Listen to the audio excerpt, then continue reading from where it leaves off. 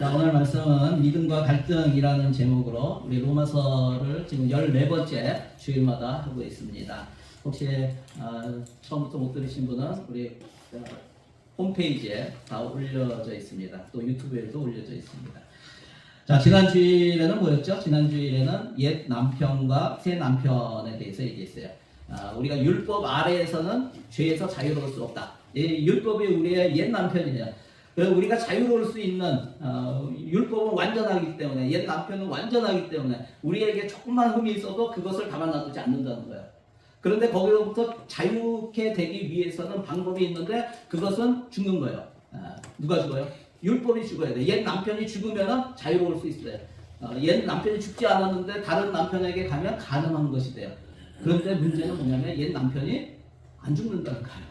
율법은 하나님의 원칙이기 때문에 변할 수도 없고 바뀔 수도 없고 없어질 수도 없고 죽을 수도 없는 거야. 그러면 어떻게 해야 되는가? 자유로울 수 있는 딱 한 가지 방법이 뭐라고요? 내가 죽는 거야. 내가 죽는 거야. 그래서 예수 그리스도께서 죽으실 때 우리가 그와 더불어 함께 죽는 거야. 예수와 함께 죽었을 때 우리는 자유롭게 되는 거야. 비로소 율법 아래 있는 것이 아니라 이제는 은혜 아래 살게 되는 그러한 사람이 된다는 거예요. 그렇게 예수 그리스도 새 남편을 주신 것은 하나님을 위한 은혜 가운데 살면서 하나님을 위한 열매를 맺는 그러한 삶을 살게 하시기 위해서 우리에게 새 남편을 주셨다는 거예요. 그래서 우리는 뭐예요? 날마다 죽노라. 사도 바울이 고백했던 것처럼 날마다 죽으면서 우리는 내가 죽을 때 하나님께서 일하세요. 내가 죽을 때 내 안에서 하나님의 놀라우신 역사하심으로 열매가 맺어진다는 거예요. 그래서 우리는 하나님을 위한 열매. 그런데 어때요? 내가 있습니다 하면 누구를 위한 열매? 나를 위한 열매. 하나님을 위한 열매가 아니라 나를 위한 열매. 그래서 오늘도 우리는 죽어야 된다. 죽을 때 하나님을 위한 열매 맺는 그러한 귀한 인생이 된다라는 것을 지난주에 이야기했습니다. 오늘 본문은 로마서 중에서도 좀 이게 해석이 어렵고 논쟁이 있는 그런 구절입니다. 논쟁의 초점이 뭐냐면 오늘 읽었는데 첫째는 본문 중에 나오는 나는 누구인가 라는 거예요. 나는 이 주인공이 이것을 쓴 바울이냐 아니면 제3자냐 하는 것을 놓고 신학자들이 굉장히 논쟁이 많았던 거예요. 두 번째는 이 이야기가 언제의 이야기인가, 언제의 경험인가. 만약 바울이라고 한다면 대부분이 바울이라고 얘기를 하죠. 그런데 바울이라고 한다면 바울이 예수 믿기 전에 그의 삶을 얘기하는 것인가? 아니면 예수 믿고 난 지금 사도로서 사역하고 있는 지금 그때의 경험을 얘기하는 것이냐? 이것을 놓고 많은 이야기들이 있어요. 근데 그 중에 가장 설득력이 있는 것은 이 이야기는 바울 자신의 이야기다. 또 예수 믿기 전의 이야기가 아니라 예수 믿고 지금도 예수님의 은혜를 경험하고 구원받은 그러한 상태에서 사도로 사역하고 있으면서 직접 예수님과 만나고 경험하고 이러한 삶을 살아가는 중에 이러한 이야기를 한 것이다 라는 거예요. 여러분 어떻게 생각하셔요? 저도 그것을 지지해요. 바울의 이야기고 바울이 예수 믿고 지금 은혜를 받은 상태에서 사역을 하면서 그 안에 일어나는 내적인 갈등 그것을 이야기하고 있다라고 저는 보고 있어요. 여러분 바울은 거듭난 이후에 자신의 삶에서 일어나고 있는 현재의 내적 갈등을 적고 있는 거예요. 그리고 이것은 또한 믿는 사람들 누구에게나 동일하게 일어나고 있는 일이기도 합니다. 이것을 전제로 오늘 말씀을 나누려고 해요. 제가 이런 질문을 드리기 원합니다. 여러분 믿음이 좋은 사람은 흔들리지 않습니까? 하나님의 놀라운 역사를 체험하였거나 현재 체험하고 경험하고 있는 사람은 낙심하지 않습니까? 여러분 어떻게 생각하세요? 한번 자신에게 한번 질문해 보세요. 나는 믿음이 좋은 사람인가? 만일 아니라고 답한다면 왜 그렇게 답을 했어요? 나는 믿음이 좋은 사람이 아닌 것 같아. 왜 그렇게 답을 하셨어요? 만일 그러한 답을 한 이유 중에 신앙생활을 하다가 내가 흔들리거나 또 낙심되거나 이러한 경우가 있어서 나는 믿음이 약한 사람이야 라고 혹시 대답하지는 않으셨어요? 만일 그렇게 답했다면 만일 나는 믿음이 좋은 사람이다 라고 답했다면 여러분 왜 그렇게 답하셨어요? 나는 믿음이 좋은 사람이야. 왜요? 나는 늘 한결같아. 내 믿음은 흔들리지 않아. 또 나는 낙심한 적이 없어. 그렇게 답하셨습니까? 혹시 그런 분들이 계세요? 정말 존경스럽습니다. 우리 오늘 본문 15절 말씀 같이 한번 읽겠습니다. 시작. 내가 행하는 것을 내가 알지 못하노니 곧 내가 원하는 것은 행하지 아니하고 도리어 미워하는 것을 행하니라. 이게 지금 사도 바울이라고 우리가 전제를 하고 하는 거예요. 많은 신학자들이 그렇게 얘기하고 저도 동의하기 때문에 여러분 사도 바울이라는 사람은 굉장히 믿음이 좋은 사람이잖아요. 그렇게 동의 안 하십니까?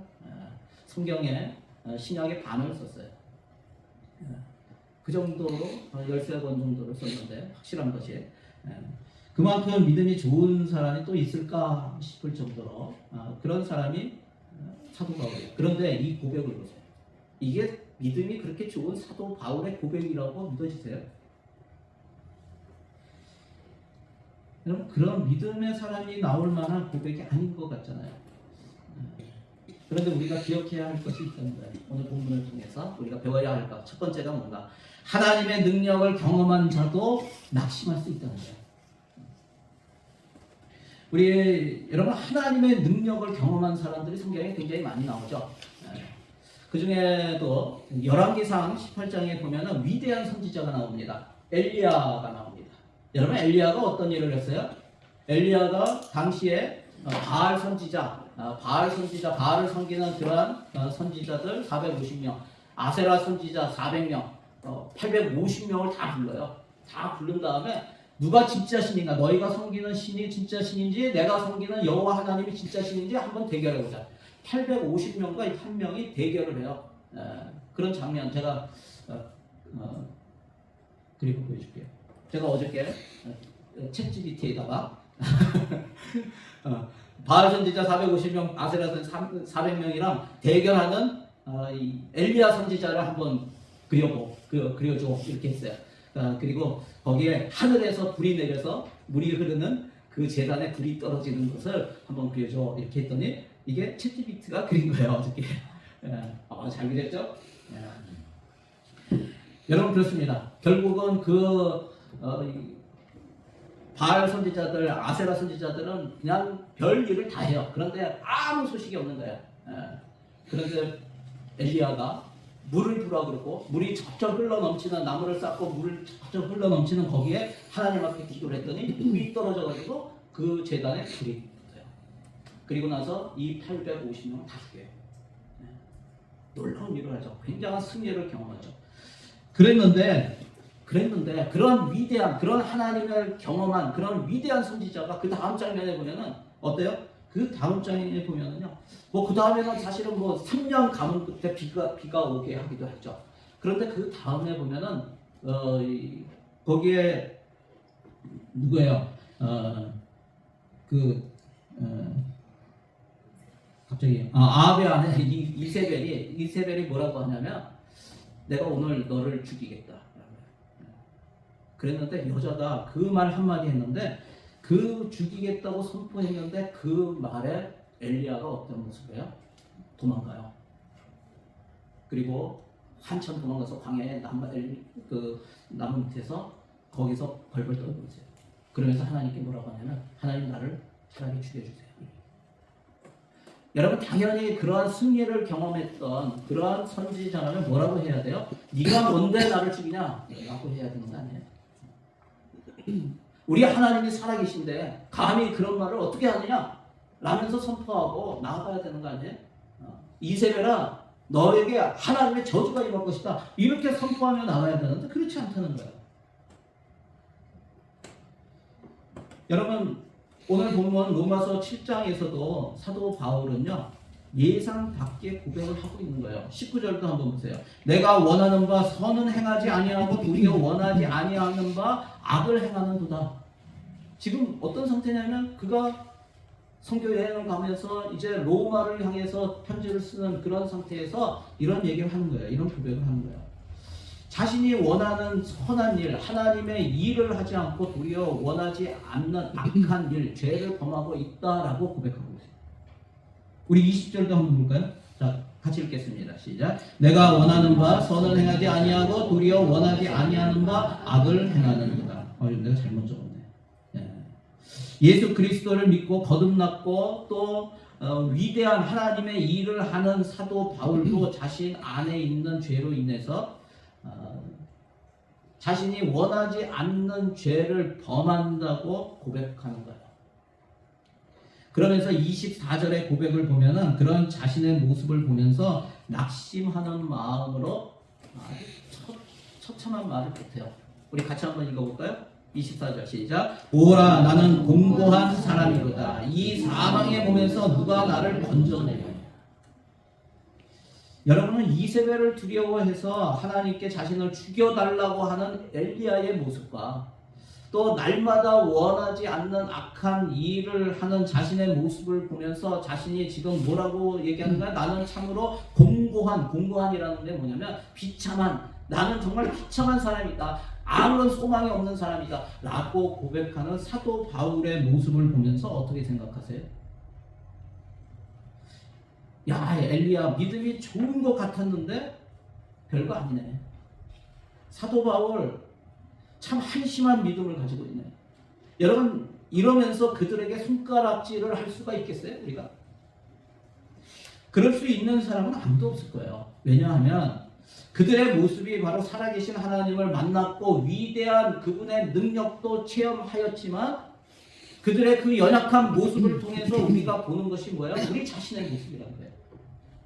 우리도 어떨 때는 예수 믿고 하나님을 경험하면 막 믿음이 좋은 것처럼 막 올라갔다가 그러다가 어느 순간에 죄 가운데로 빠져들어가는 우리의 모습, 죄의 유혹을 견디지 못하고 그거에 넘어가는 우리의 모습, 그 모습을 그들의 모습을 비추어서 우리도 우리 자신의 모습을 보기 때문에 손가락질 할 수가 없잖아요.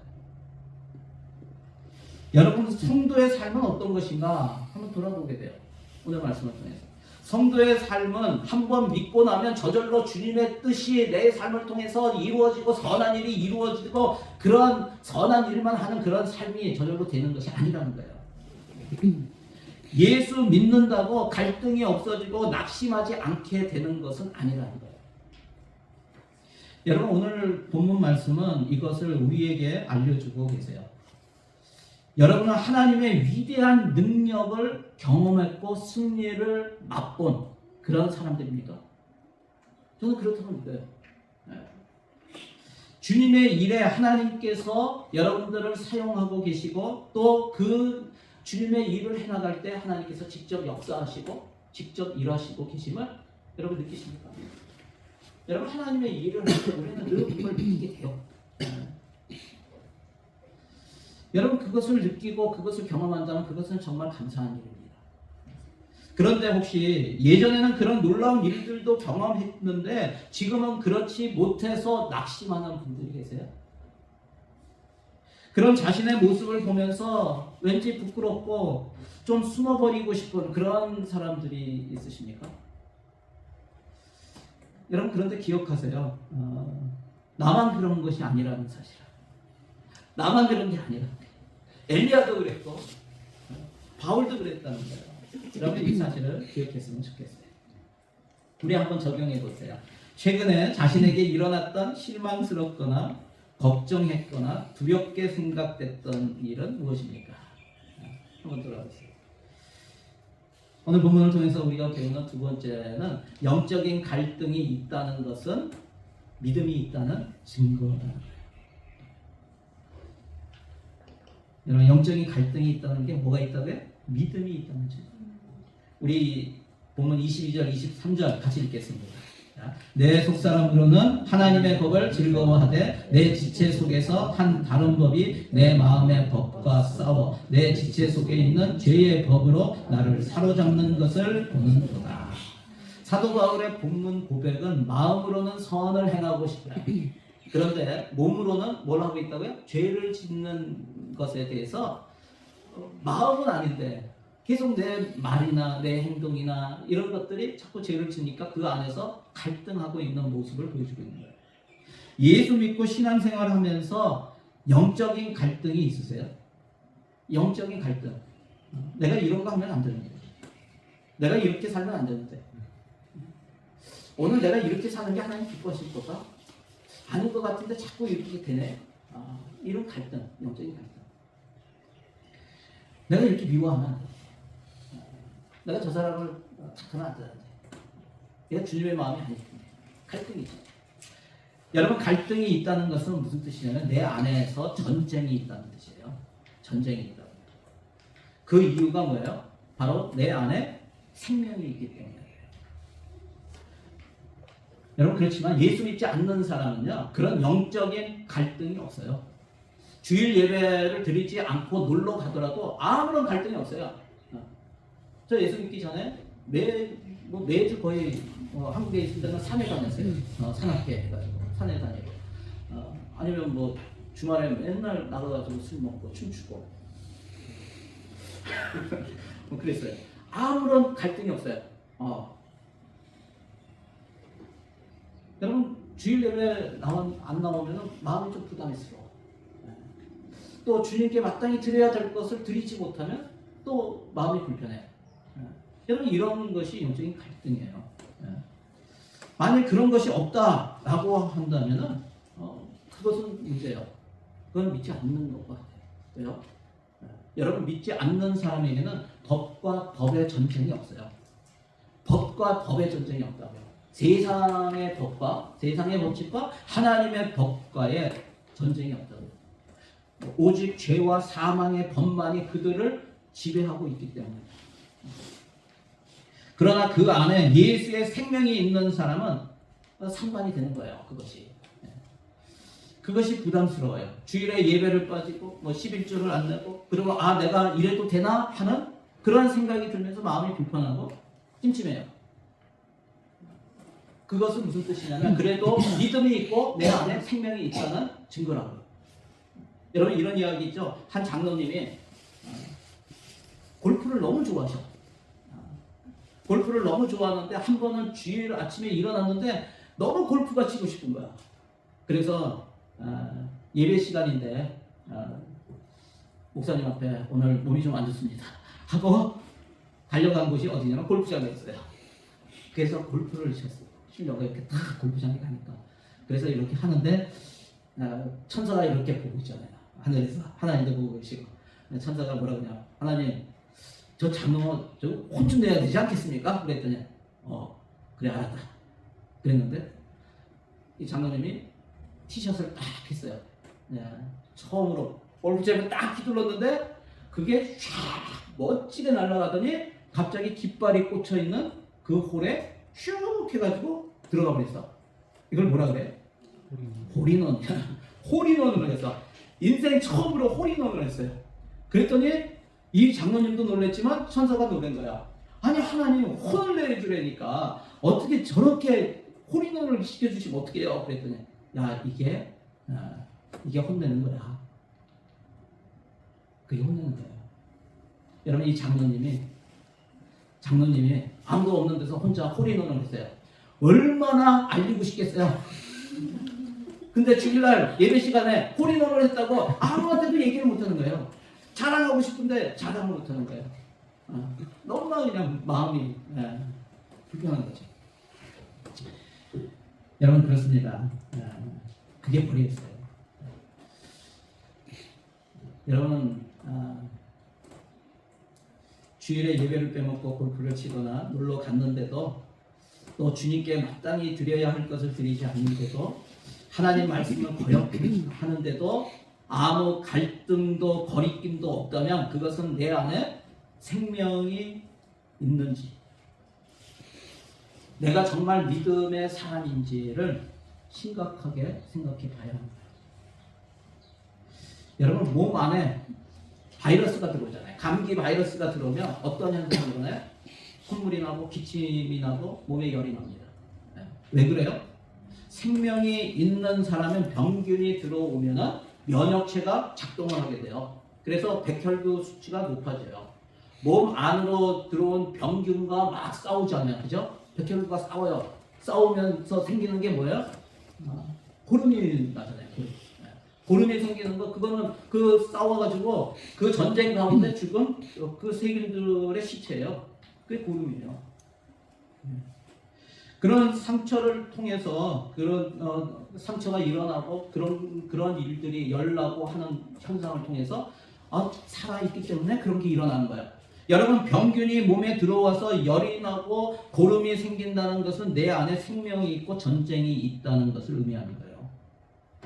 그런데 병균이 들어와도 아무 변화가 없고 전혀 전쟁이 일어나지 않는 사람이 있어요. 누구예요? 죽은 사람이에요. 생명이 없으면 병균이 들어와도 변화가 없어요. 안에 영적인 갈등이 없는 사람은 그 안에 생명이 없는 죽은 사람이에요.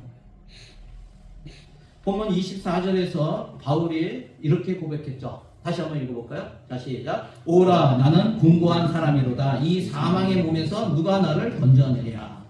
여러분, 이것은 사도 바울의 탄식이에요.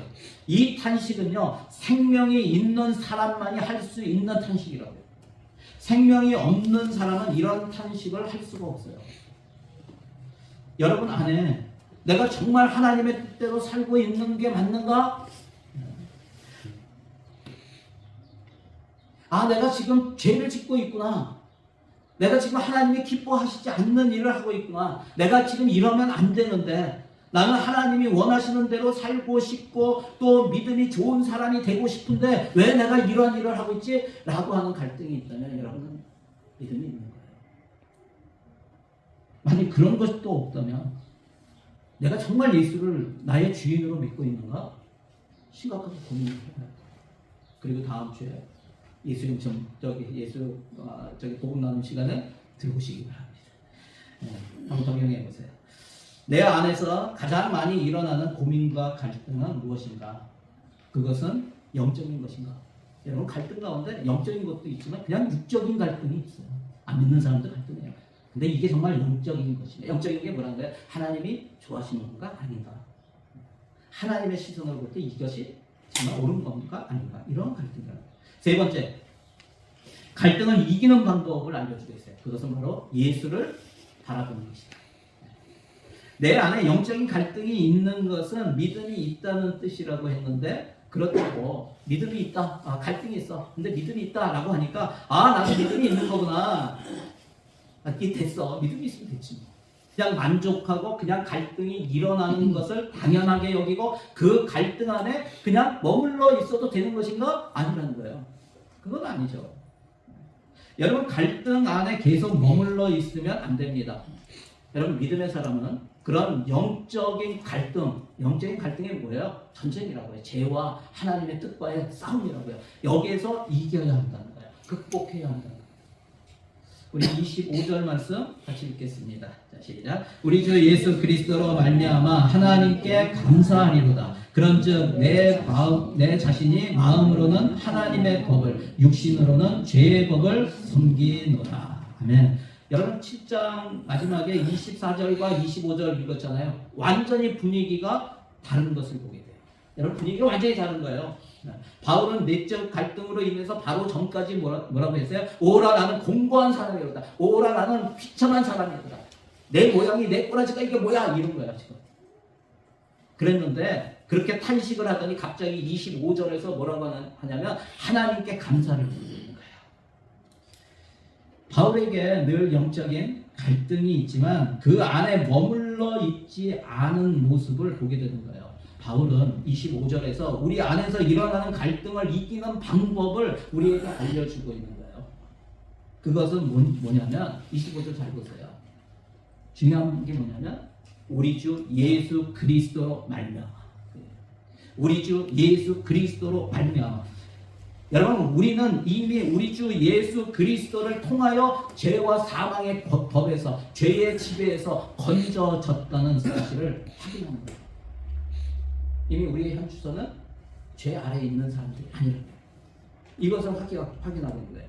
우리 주 예수 그리스도로 말미암아. 우리가 갈등 가운데 힘들어하는 이유는 우리의 위치를 제대로 파악하지 못하거나 우리의 위치를 잊기 때문에, 잊어버리기 때문에. 여러분, 그것을 기억하게 해주는 것이 뭐냐면 바로 예수 그리스도를 바라보는 거예요. 우리가 갈등 가운데 있을 때요, 예수 그리스도를 바라보는 거예요. 우리 안에 있는 영적인 갈등, 죄의 유혹을 이기는 방법은 뭐라고요? 예수를 바라보는 것이에요. 우리 히브리서 12장 2절 말씀 같이 읽겠습니다. 믿음의 주여 또 온전하게 하시는 이인 예수를 바라보자. 그는 그 앞에 있는 기쁨을 위하여 십자가를 참으사 부끄러움을 개의치 아니하시더니 하나님 보좌 우편에 앉으셨느니라. 아멘. 여기에 보면은요, 예수를 바라보자 그러죠. 예수를 바라보자. 영어 성경에 뭐라고 되어 있어요? Fixing our eyes on Jesus. 우리의 눈을 고정한다는 거예요. 눈을 고정하는 거예요. 우리가 다른 데에 시선을 돌렸던 것을 예수께로 고정하는 거예요. 우리가 우리 주 예수님과 그분의 십자가 공로에 눈을 고정하지 않으면 구원의 능력이 없는 것들에 눈이 돌아갈 확률이 어느 정도 될까? 우리가 예수께 그분의 십자가 공로에 눈을 두지 않느냐, 구원과 상관이 없는 엉뚱한 것에 눈이 돌아갈 확률이 몇 퍼센트나 될까? 100%. 100%.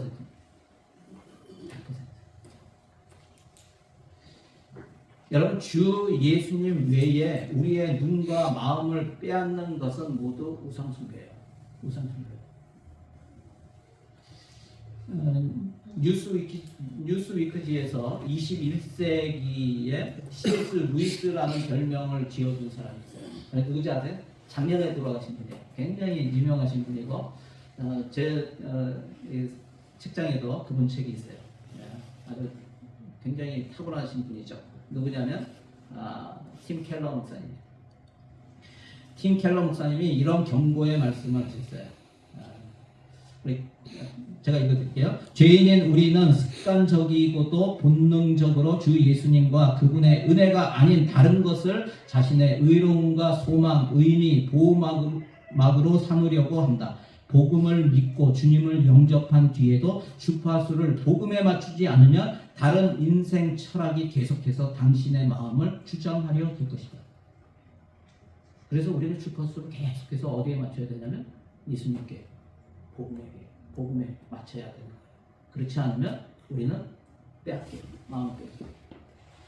여러분, 그렇습니다. 주 예수님을 영접하고도 주 예수님보다 다른 것에 관심이 더 많은 그리스도인들이 너무나 많아요.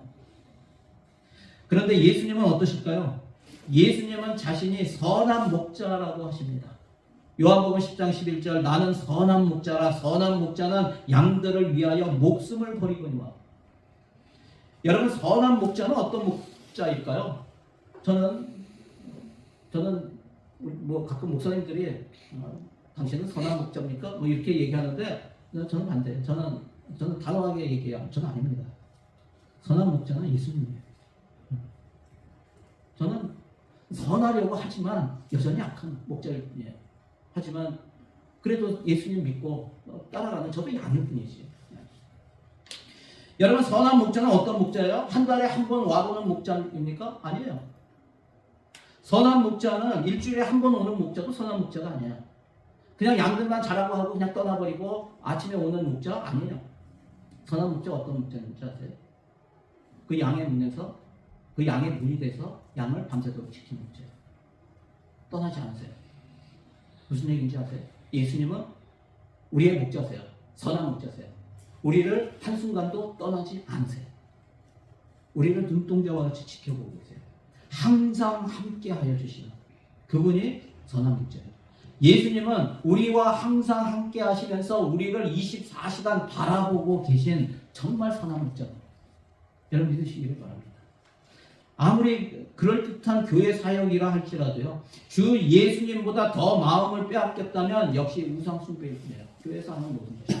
여러분, 우리가 하는 모든 것, 저는 예전에 교회에서 그랬고요. 우리가 무슨 행사를 한다 그러면 목적이 뭔가? 아무리 재미가 있고 아무리 좋아 보여도 목적이 뭔가?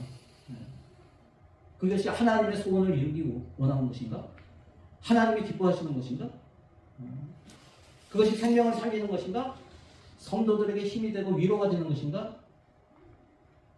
하나님께 영광이 되는 거 아니면 아무리 좋은 것도 하지 않아요. 교회는 그런 거 하는 데가 아니에요. 저는 그렇게 생각해요.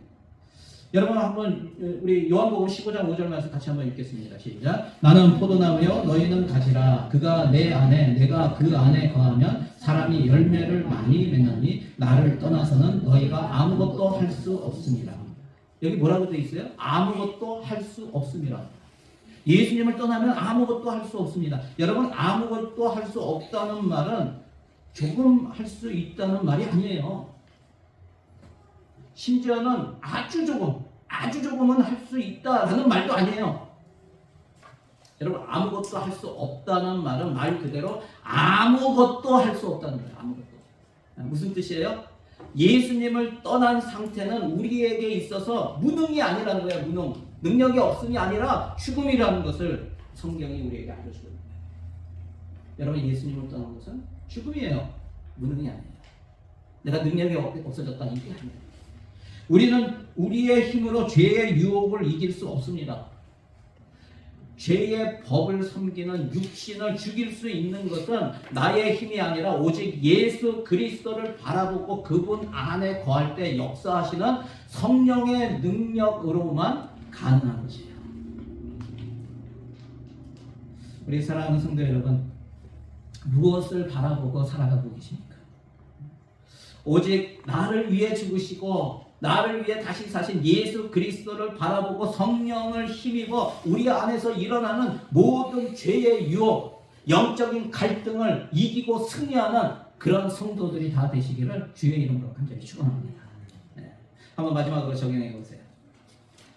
내가 가장 신경 쓰며 바라보고 있는 존재는 무엇인가? 그것이 혹시 자식이나 부모이지는 않은가? 또 돈인가? 건강인가? 일이나 공부인가? 명예인가? 여러분 한번 돌아봤으면 좋겠어요. 자, 오늘 말씀을 가지고 우리 함께 기도하기 원합니다. 함께 기도할까요? 오늘 말씀을 통해서 기도하실 때 여러분한테 실망스러운 일도 있고 낙심되는 일도 있을 거예요. 그것을 가지고 나는 믿음이 없다라고 생각하지 마세요. 여러분 믿음의 사람, 우리 안에 영적인 갈등이 있다는 것입니다. 우리에게 생명이 있다는 것이에요. 그런데 오늘 기도할 것은요, 그것에 만족하지 않고 나에게 생명이 있고 나에게 영적인 갈등이 있지만 이제는 정말 주님을 바라보면서 그런 영적인 갈등을 이기고 죄의 유혹을 이기고 주님이 원하시는 삶으로 나아가기 원합니다. 주님 나를 도와주시옵소서. 나는 연약합니다. 나는 부족합니다.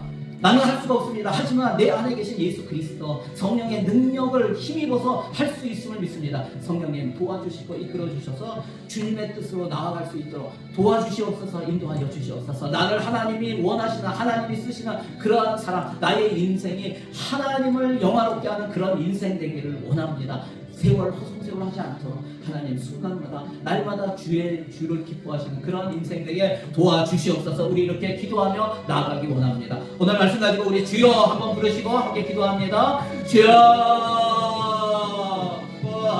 하나님 감사합니다. 할렐루야. 하나님 역사하여 주시고 들어주시옵소서. 우리가 인생 가운데 우리가 살면서 날마다 우리가 세상 가운데 살기 때문에 세상에 보이는 것에 유혹을 받기를 합니다. 아버지 하나님 또 세상 가운데 살면서 죄의 유혹을 받고 아버지 그것과 싸워나가며 우리 안에 계신 성령님께서 하지 말라라고 하시며 아버지 하나님 우리 계속 갈등하게 해주시는 그것을 봅니다. 아버지 하나님 그 갈등 가운데 있을 때 다시 한번 우리가 예수 그리스도를 바라볼 수 있도록 하나님 도와주시옵소서. 성령의 능력을 힘줄 수 있도록 하나님 역사하여 주시옵소서. 그래서 오직 성령의 힘으로 다시 한번 일어서는 우리 성도들 될 수 있도록 하나님 도와주시옵소서. 이 무슨 일을 할 때 이것이 정말 하나님을 위한 것인가?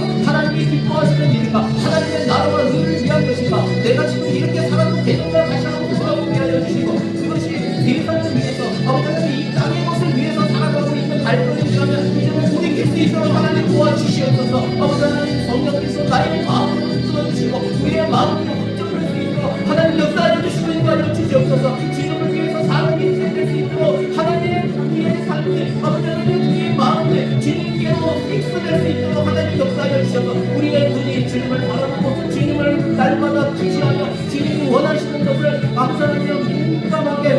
말씀을 받아들이는 저희들 될 수 있도록 하나님 도와주시고 인도하여 주시옵소서. 그래서 우리의 삶에 날마다 주님의 기뻐하시는 일들이 일어날 수 있도록 하나님 역사하여 주시옵소서. 우리의 하늘 소망교회가 그런 교회가 되기를 원합니다. 하나님의 소원을 이루어가는 교회 되기를 원합니다. 하나님이 이 땅에 하나님 살리시기 원하시는 그런 죽어가는 영혼을 살리는 생명을 살리는 그런 교회 되게 하여 주시옵소서. 가정을 살리게 하여 주시고 교회를 살리게 하여 주시고 이웃을 살리는 그런 교회가 될 수 있도록 하나님 붙들어 주시고 인도하여 주시옵소서. 그래서 언제나 우리 성도를 위해서 오늘도 힘들고 어려운 영적인 싸움에서 우리가 주님을 바라보며 이겼습니다. 승리했습니다. 곳곳에서 승리의 소식들이 일어날 수 있도록 하나님 역사하여 주시고 인도하여 주시옵소서. 그렇게 주님을 찬양합니다. 하나님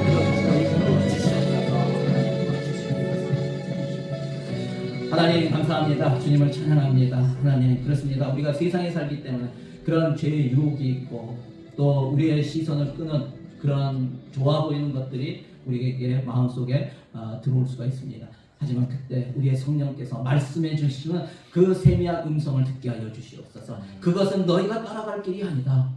내가 원하는 그 길이 있고 내가 너희에게 제공한 것들이 있는데 너희는 이쪽으로 가라 라고 하는 말씀이 들릴 때 거기에 민감하게 반응하는 우리 성도들 되게 하여 주시옵소서. 항상 우리의 시선을 주님께 두게 하여 주시고 무슨 일을 하거나 무슨 말을 하거나 무슨 생각을 할 때 이것이 정말 주님이 기뻐하시는 일인가, 이것이 정말 주님이 원하시는 말인가 다시 한번 돌아보며 그 주님의 뜻에 따라 순종할 수 있는 성령의 도우심이 있게 하여 주시옵소서. 은혜로 날마다 오늘도 은혜로 승리했습니다 라는 고백이 우리 성도들의 입에서 나오고 고백되어지는 그런 우리 교회가 되기를 원합니다. 주님, 우리 성도들 한 지체마다 붙들어 주시고 인도해 주셔서 날마다 승리의 소식이 여기저기에서 들려오는 그런 아름다운 교회로 세워지게 역사하여 주시옵소서. 그렇게 하실 주님을 찬양합니다. 감사드리며 예수님의 이름으로 기도드리옵나이다. 아멘. 자, 우리 하나님께 영광의 박수 올려드리겠습니다.